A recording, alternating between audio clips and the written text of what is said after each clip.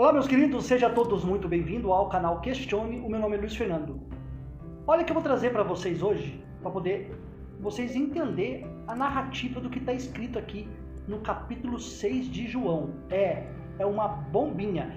Quem lê este capítulo 6 e consegue ali decifrar o que o autor está tentando trazer, porque ali não é uma conversa universal para todo mundo. A narrativa ali, se você acha que é para todo mundo, você está muito enganado. Você não consegue fazer uma leitura limpa do texto. Então presta bem atenção. Depois da vinheta, eu vou mostrar para vocês um grande problema aqui nas falas de Jesus, ok? Então aguarde.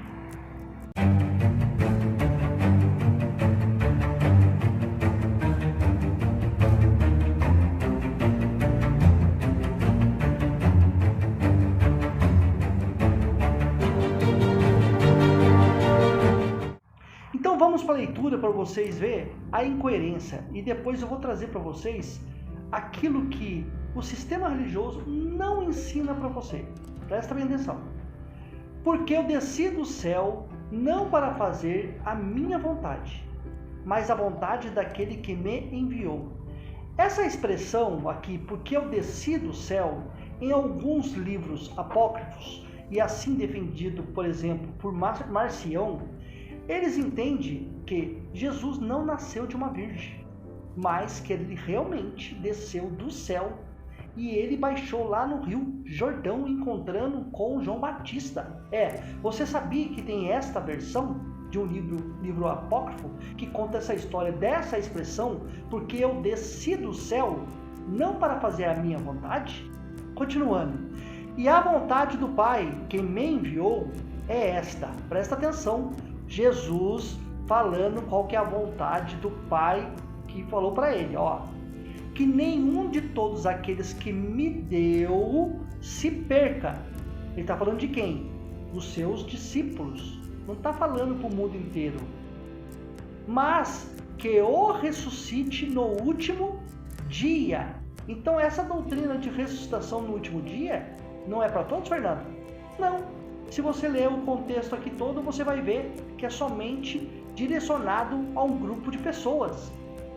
Porquanto a vontade daquele que me enviou é esta, que todo aquele que vê o Filho, presta atenção nessa expressão, que todo aquele que vê o Filho e crê nele, tem duas coisas aqui, vê o Filho e crê nele. Tem que ver e tem que crer.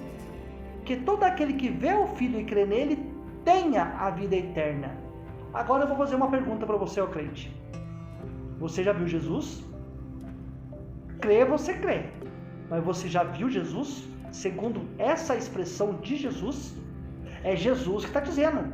Depois você não vai colocar aí escrito aí nos comentários que eu estou errado, porque é o seu próprio Jesus que disse isso.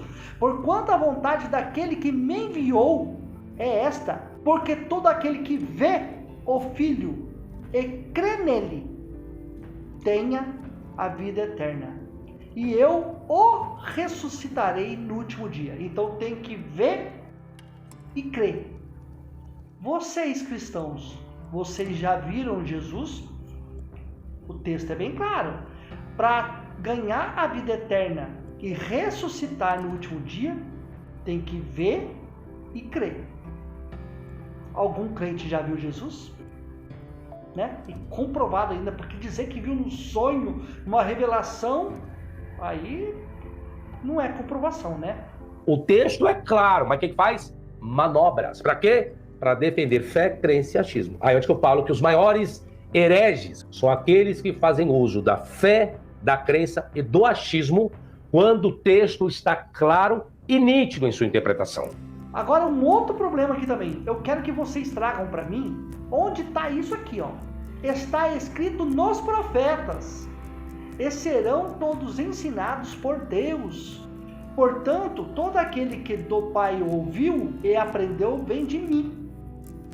Não que alguém visse ao Pai, a não ser aquele que é de Deus. Este tem visto ao Pai. Então, segundo o próprio Jesus, quem pode ver Deus é só aquele que é de Deus. Se você é de Deus, que você afirma que é de Deus, que você crê em Deus, você já viu Deus? Aqui, ó, vou ler de novo para você. Todo aquele que do Pai ouviu e aprendeu vem de mim.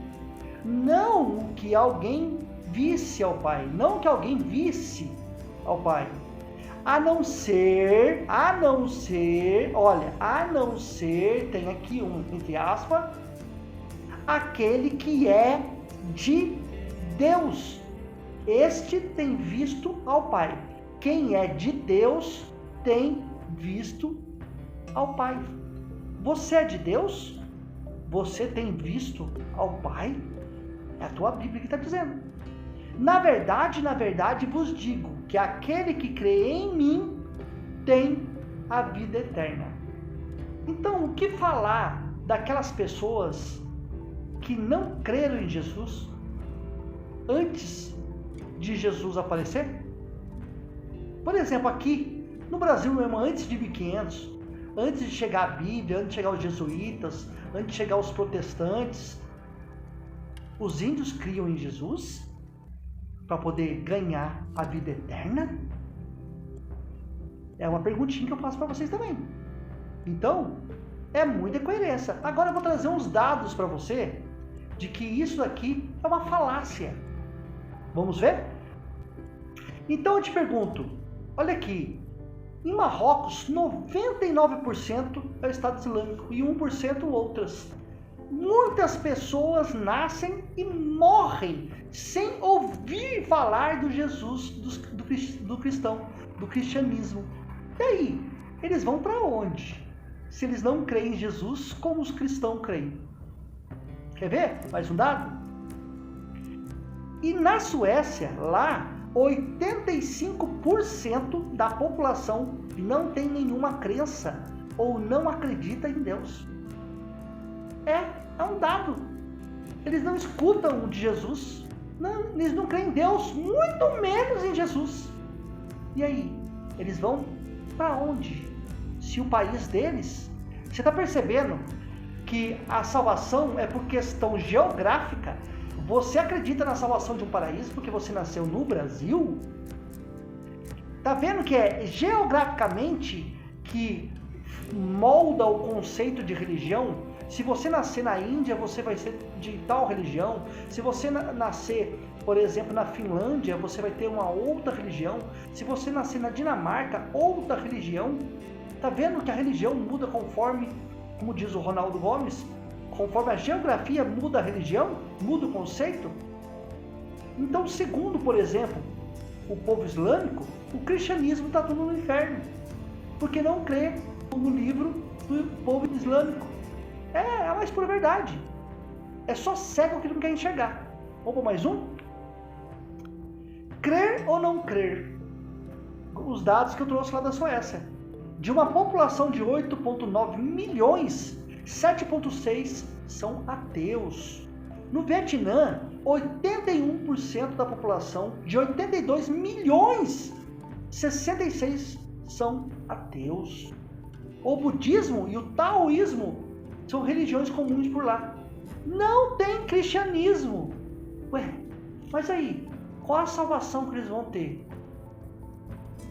É a pergunta que eu quero falar. E lá, essas religiões do budismo e taoísmo ainda, é como uma tradição e não crença. Então, praticamente, 100% são ateus. E aí, a salvação de Jesus na cruz do Calvário, como que fica se o país não é cristão?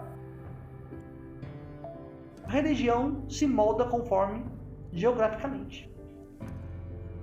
Na Dinamarca, 80% são ateus. O levantamento da ONU aponta que os países de boa taxa de alfabetização tendem a ser mais descrente. Quanto mais você estuda, mais você se torna descrente. Você, foge da religião. Na Noruega, 72% das pessoas são ateus. No Japão, 65% de 82 milhões são ateus. De 127 milhões, 82 são ateus. Em 2008, o pesquisador britânico Richard Lynn concluiu que países com alto QI são mais ateus. É o caso da população japonesa, que mantém a média de 105, uma das mais altas já registrada. Quanto mais inteligente, mais ateu. Então é isso, são dados. Quanto mais você estuda, mais você desacredita, mais você fica inteligente e mais você se liberta desse sistema religioso fraudulento. Ok? Eu espero que você tenha gostado.